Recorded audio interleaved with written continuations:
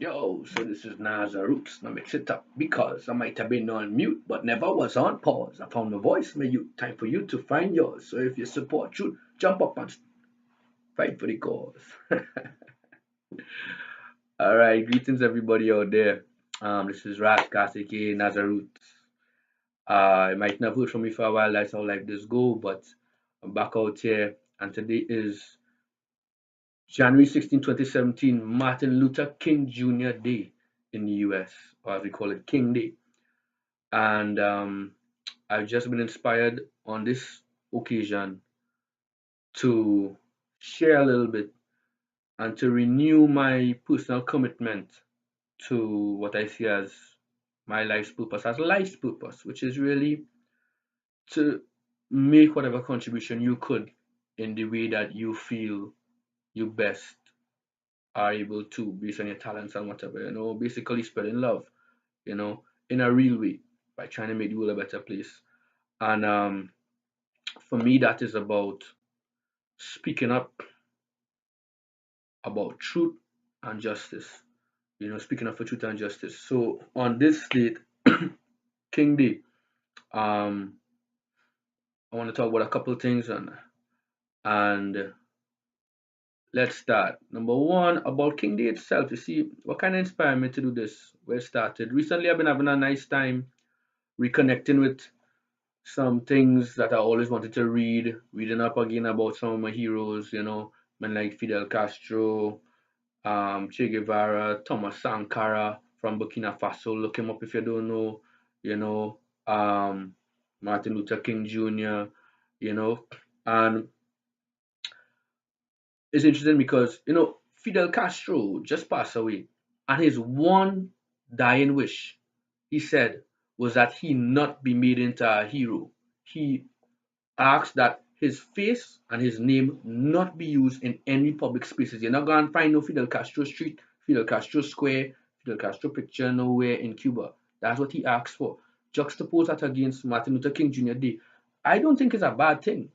But here's what happens in the US and the US, which is where I am at right now. The belly of the beast as we say in Rasta culture in the Caribbean. Kind of joke, but still. The US is the cultural capital of the world, especially where I am right now, which is close to Hollywood, LA, California. Such a huge cultural influence in the world. And in the US culture, there's this tendency towards not idol, but celebrity worship, And when it comes to people like Martin Luther King Jr., they take the man, you know, make a day after him, they must street out him, they must square out him, put a statue up of him, have a parade about him, talk about his life and make a documentary or whatever, and have a big celebration and then go back to life as business, life as normal, and forget what he was actually about. You understand? So this is what Fidel Castro tried to move away from. He said, I don't care about me, It's about the idea. Thomas Sankara as well. Look him up. Burkina Faso. They killed him, they assassinated him. The week before he said you could kill a man, but you can't kill an idea. You could kill a revolutionary, but you can't kill a revolution. You understand? So I want to talk about Martin Luther King, his real ideas. Everybody knew him for the I Have a Dream speech, but guess what happened? A couple years later, he publicly came out and said, that dream that I talk about, that dream, that dream was dashed. That's Martin Luther King's literal words. Speech I'm talking about, 1967. It's called Three Evils of Society. August 31st, 1967. August 31st, Trinidad Independence Day, interestingly enough. He talk about how, he is in a new mood. He said we are traditionally the idealists, you know, when he talk about we are the dreamers of a dream, the dreamers of a dream, you know, that the dark yesterdays of man's inhumanity to man would soon be transformed into bright tomorrows of justice. Next statement. Now it is hard to escape the disillusionment and betrayal. Our hopes have been blasted and our dreams have been shattered. You understand? And he's talking about the three evils of society. And I'll post a link and I'm not gonna go into it much more. Three evils of society identify racism, of course, which he was fighting. But you recognize that came hand in hand, was supported by and supported a system of what he called materialism not just materialism, but let me tell you, extreme materialism. In other words, economic injustice. And just so you know, when we come back to that, the current state of economic injustice, but here's what he traveled a bit and he found out about, for example, Norway, where the economic power was a fraction of the US. GDP was a fraction of the US, and yet nobody was hungry, everybody had jobs, and everybody had free healthcare.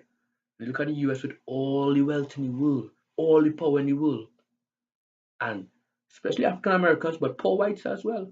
A lot of white people that are hardworking people from all different colors, um, not no good paying jobs, poor healthcare, poor education system, you understand, struggling. And he talk about how, what, people talk about, oh, you can't just give people money. He say, but you know what? All the rich people and them, that's what they do. In fact, it's interesting. He say, you talk about uh, socialism for the rich and capitalism for the poor. Basically, he talk about, um, if I could find it here, it's inside there somewhere. We talk about how basically the big oil companies and all of these big farms and all of these get subsidies from the government, handouts, welfare. The big companies get it, right? But the poor man, you want him to work hard, and they paying him small money, you understand? And they saying he had to work to earn what he getting. But the big company's not doing that. This is Martin Luther King Jr., 1967, right? Racism, obscene, extreme materialism, economic inequality, until then militarism, right? At that point, it was the war in Vietnam. Now, there's a study done recently, 2014, 2015, looking at this speech and the three evils of society Dr. King identified. What is the situation right now? What do you think? Just in the US, much worse. You understand? I'll post that study as well. So, just to let people know, this I have a dream, I have a dream. Hey, before he passed away, before he was killed, Martin Luther King say, yo, that dream dashed because we had to deal with these evils. You understand? Racism, but not just racism, extreme materialism and militarism. And right now in the world, these things are worse than ever before. You understand? And don't get it twisted thinking that, oh, well, it's because Trump coming. No, no, no, no. Under Obama, first president in US history, all 8 years of his presidency in war, drone attacks. Watch me. Although don't put Obama on the pedestal for me, please. All right? Please understand. It was a face to the same system that has ramped up with extreme materialism, bailing out all the big banks, right? Ramped up militarism in the extreme, and Obama didn't directly, but he tried maybe quite ineffectively to deal with racism. But we see how the racism comes along because when you have extreme militarism and extreme materialism, it supports a system of racism. And the system of racism in the US right now is worse than ever before and worse than anywhere else in the world. And I'll share the report. Anyway, so off of that topic, um, this happened upon, another hero of mine who actually influenced Martin Luther King to come out against the war in Vietnam, which is when this speech came out a little bit afterwards. Because when he came out against the war in Vietnam, he got raked over the coals. They say, hey, you should stick to talk about civil rights. Don't talk about war and things. That's for other people. You shouldn't talk, but about that. He's American. You should support America. And here's where you see militarism is wrong. Injustice anywhere is a threat to justice everywhere. The guy who got him to come out and say that was a Trinidadian, Stokely Carmichael, who we know as Kwame Ture, right? And he was the one famous for the phrase Black Power. Now, I know plenty of my friends are going to know this, but I talking to students, I hoping for young people. A lot of people, there was a time when we didn't know about this. I never learned this in school. I had to find this out from talking to people and from, looking up on my own. It took me a long time.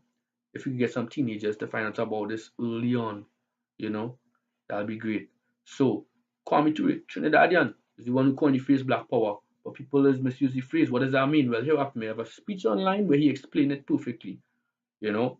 And one thing that he talked about in terms of what it means to have power is to organize, be organized. Thing about Martin Luther King Jr., it was only possible for him to be there because of the mass organization of thousands of people, unnamed, unsung heroes, for years, decades organizing before he even came on the scene. And because they were organized, he was able to get up on the scene and represent that organization.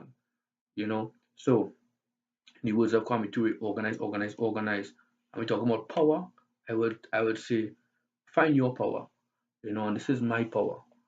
I would say partially what inspired this was a conversation with some very dear friends of mine where we realized that a lot of us who have a burning and a yearning to do something positive, we doubt ourselves. And people out here doing one set of shippiness, they don't doubt themselves and they go and all the shippiness get promoted and all the good stuff never come out because we just kind of, too frightened to try. So here happen. Forget that. Come out, use your power. Try to talk to one person, spread these ideas, let you form organizations, let you link up and do something good for your people, for your country, for your region, for the world. So this is Naza Roots, and I mix it up because I might have been on mute, but never was on pause. I found my voice, may you time for you to find yours. So if you support truth, fall in and fight for the cause. Bless